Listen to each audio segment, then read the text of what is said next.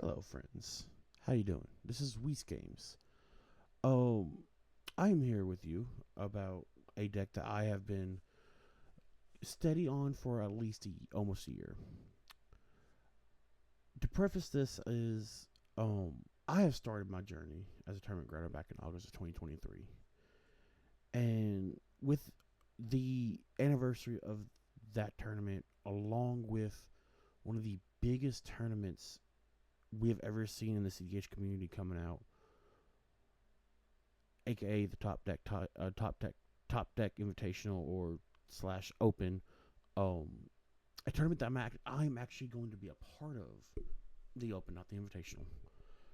Um, but I want to show you this deck because I have so much faith in it, and I have so much love for this deck. And it is the deck that got me to where I am as a player, and I just don't think that it has proper current representation.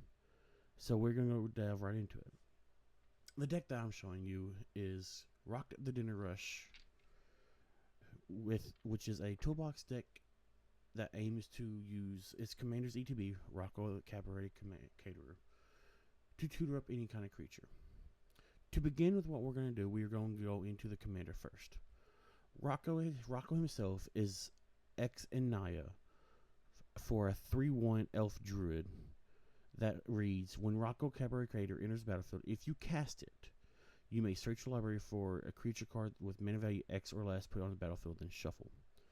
It is a dockside in the command zone. It is a Esper Sentinel. It is a win con. It is a whatever you need at that time. That's what it is in the command zone. But sometimes we can't just win off of one dockside. So what we do is we add some dockside bouncers. Our main bread and butter is Wirewood Symbiote. It's a insect for 1 green, which is a 1/1, and it reads: return an elf you control to its owner's hand. Untap target creature. Play this ability once each turn. Very, very strong. A very big engine in this deck if we want to go the slower range. This deck is meant to be turbo. This deck is meant to show that turn 2 possible, and then should be definite turn 3 win with protection. That is what this deck is aims to do. But we all know that that can't happen. We're in Naya. We are not as fast as these Grixis decks. We aim to be fast, and we can't be that fast. So we have some things that can do things for us, like Dauntless Mantler.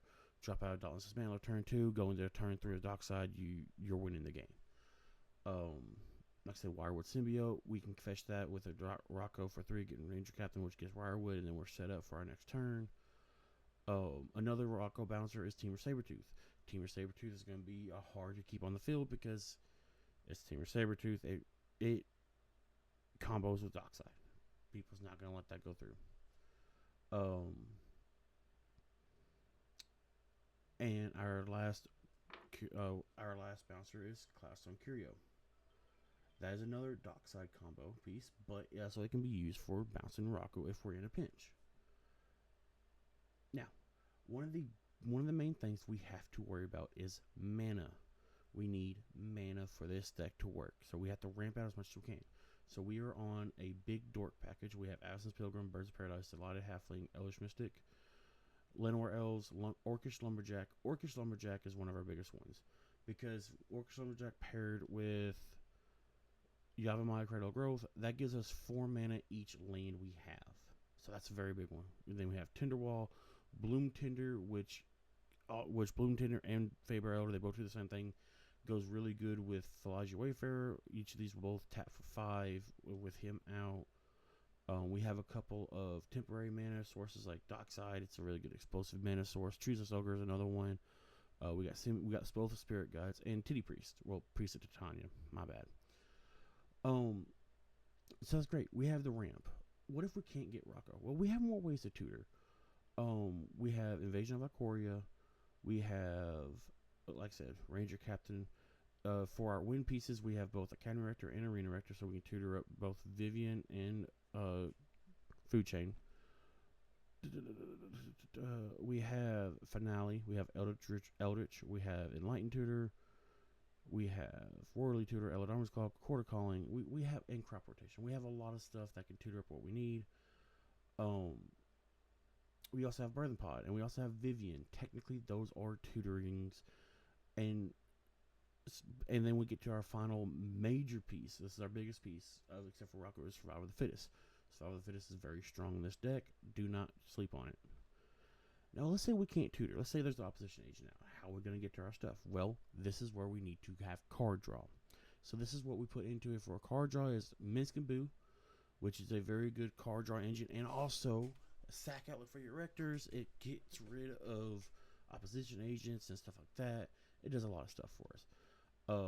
So Minsk and Boo is really good.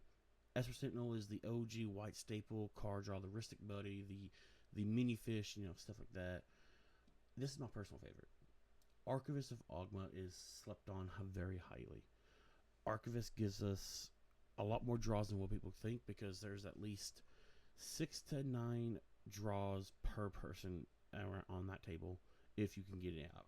Archivist of Ogma draws off of every search, and a lot of these searches are going to be from lands, so that is the biggest thing. Another good card draw piece is technically Jessica's Will, because it lets us see 3 off the top. It's also a mana ramp piece, so that's really good. We also have the main thing, the One Ring. Always going to have the One Ring. And the last and final piece of card draw we have is Trouble in Pairs. Trouble in Pairs is a really good option here, but it's not our strongest card. Our strongest card, when it comes to not without Rocco, Smothering Tithe will win us the game if we can get it out early. It's a very important ramp piece. This is our Ristic study. It's mana ramp, but that's what we want in Rocco, not really card draw. Mana ramp is our thing. So we've talked about mana ramp, we've talked about card draw, we talked about tutor packages. Well, what's the wins here? Well, I'm glad you asked. We have several wins. One of our main wins is Kiki Jiki Feldor line. So to do this line, we need either Vivian on the Hunt or Birthing Pod. To do this, what we do is we will sacrifice any 3-drop. So it will be from here all the way to here. These groups of cards will start this line off, and you will win with them. So we sack a 3-drop, mainly Rocco, to go get Fedor Guardian. Fedor Guardian flickers whatever we sacked, wherever we used to sack it, if it's, Birthing Pod or Vivian. And then we activate again, going and get Karma Guide, which brings back Fedor's, which flickers that, which we then activate again, going to get Kiki Jiki. Kiki Jiki ETBs, taps, targets Karma Guide, brings back Felidar. And then Felidar will flicker Kiki Jiki, untap it, and then we'll go from there. You make infinite Felidars with that and swing out. That is one of our most direct lines. Another line that we can run is Temur Sabertooth and Dockside. If Dockside can make 8 mana, we cast Temur Sabertooth, we bounce Dockside, and we recast Dockside. At that point in time, we can make infinite Dockside, infinite mana with infinite Rocco cast that we can assemble and then we can finish it off with Twin Shot Sniper. Twin Shot Sniper reads when it ETBs, it does 2 damage to any target. So you're constantly bouncing and casting it to do damage outside of combat if you have to do that. Now let's say we are in an issue here where we have to be able to kill the table with One Ring out. This is where Bond Obedience comes in. Bond Obedience states whenever it has Extort. Whenever you cast a spell, you may pay white or black. If you do, each opponent loses 1 life, and you gain that much life. So at that point in time, what we do is we will continuously cast and extort until everybody is dead. That is our third. We have another line, which is Food Chain and Squee. Squee reads, you may cast Squee the Immortal from Graveyard or from Exile. Food Chain reads, exile a creature you control at X mana of any one color, where X is 1 plus the exile creature's mana value. Spend this mana only cast for creature spells. So what we do here is we exile Squee for 4 red. We cast Squee again for 3 red. We net 1 red mana each time we cast it. So we can infinitely cast Squee and Squee. And then we can also infinitely get infinite Rocco cast, which we end with either Kiki loops or other things that we can do. Another line that we can go through is Survival of the Fittest lines. What this does is, what we do is we need 8 mana to do this. So 1 mana to pitch whatever we need to go get Kiki Jiki. And then 1 mana to go pitch Kiki Jiki to go get Feldor. And then 1 mana to go pitch Feldor, go with Karma God. Then we cast Karma God. Karma God goes and gets Kiki Jiki. Kiki Jiki taps, targets Karma God gets Feldor. And then we go like that. That is another line that we can go through. A new land that has come out that we run is Shifting Woodlands. Shifting Woodlands is also another winning combo for us at this point in time. Shifting Woodlands can be any one of our pieces that we need. It can be Food Chain, it can be Vivian, it can be whatever we need it to be. At this point in time, there's a line here that we can use with it being nothing or us even using anything until afterwards. So what we need is we need Kiki Jiki in hand. We need 3 mana, at least one of it being red. So what we do, and we need Dockside to make at least 4, which it will. So what we do is we have Delirium. We have Survival on the field. Activate Survival. So that's 1 out of our 3 mana. Pitching Kiki Jiki. Okay, Kiki Jiki go gets Dockside. You cast Dockside, make 4 mana. Tap that 4 mana to turn Shifting Woodland into Kiki Jiki. Then you will tap Kiki Jiki, the Shifting Woodland, to target Dockside. Make another Dockside, get 4. Okay. Activate Survival again, pitching whatever creature you have in your hand. Go and get Village Bellringers. Village Bellringer comes in, untaps all creatures, and you have a win line there. So this deck is very versatile in win cons because it comes through the fact of you ramp out your mana, you get consistent draws, you get consistent lines, and then you're able to go. But here's the fun thing. With this deck as well, you're able to start your line however way you want it. You can do Greater Gargadon Rector loops. You can do Jessica's Will into a combo piece. You can Survival of the Fittest. You can Shifting Woodlands. You can Rocco it himself to go get your stuff. In fact, there is a Rocco only line, and this is the great line. So what you do is you get enough mana to cast Rocco for 1 mana, X equals 1, to go get Wirewood Symbiote. Before your next upkeep, you bounce Rocco to untap whatever Wirewood, and then you go to your next turn, play another land, cast Rocco for 2, and if you have it for 3, go get Faber or Bloom Tinder. Then on your next one, you bounce Rocco before you end your turn, cast Rocco, go get Rocco for 3, get Falaji Wayfarer. Falaji is really cool. Falaji is a gas in this deck because it is like nitrous for your Rocco. Falaji Wayfarer is all colors, so your Bloom Tinder tops for all 5 colors, and multicolor spells you control have Convoke. Rocco now can be convoked here. So you go get Falaji, you play it on the field. You bounce Rocco, untapping Bloom Tinder. Bloom Tinder makes 5. You tap Wirewood and Falaji, that's 6, 7. And then you tap whatever 2 lands you have left. And then you cast Rocco for 5. That gets Kiki Jiki. Kiki Jiki, you tap, make a thing with Feldor, flicker Wirewood, or make a copy with Wirewood, bounce Rocco, untap Bloom Tinder.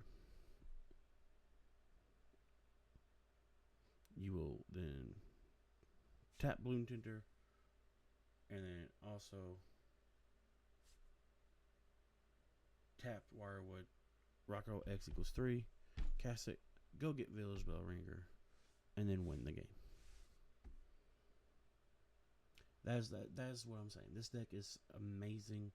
This deck is versatile. This deck has many good pivots.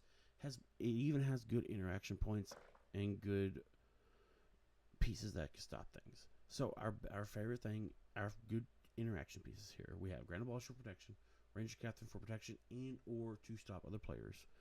We have Dauntless Mantler, slows everybody down. We have Twin Shot Sniper, can shoot whatever we need to at the point in time, even if we're under silence effect. Fury, we can evoke it and get rid of a piece early. We have Lightning Bolt, like I said, same thing as Twin Shot. We have Power Blast, Red Element Blast, Vela Summer, Silence. We have Deflecting Squad, Flare of Duplication is really good here. We have a lot of these good Touch the Spirit Realm is another good interaction piece. So we do run a good interaction package. And like I said, this deck is... people think this deck is very inconsistent, very fragile, but if you know how to play the deck, you understand that it can actually be very resilient. And this is what I love. That's why I wanted to go through this deck and show you the lines and talk about it, because this deck is amazing. And so at that point in time, what we will do is next video I will actually sit down and do a gameplay video to show this. But at this point in time, I want to thank you all for watching this and agreeing and allowing me to show y'all why I love this deck so much. Have a wonderful day.